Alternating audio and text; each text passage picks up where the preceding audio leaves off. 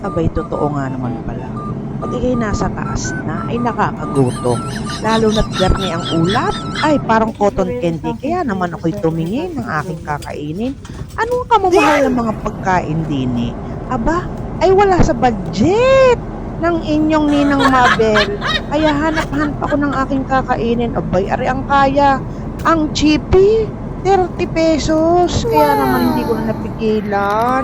Bumili na rin ako. Abay, napakasarap nga naman din sa taas ng chipe. Oh, iba ang gravity. Malutong. Nakakalutong pala ang gravity. Oh, ay, ang masarap nga siya. Tapos, kailangan, itapat mo pa ito sa bintana. Kaya ganyanin mo. Aba, subukan nyo. Iba ang lasa. Abay, masarap. Sarap talaga siya. Ang lutong. Dilaw na dilaw.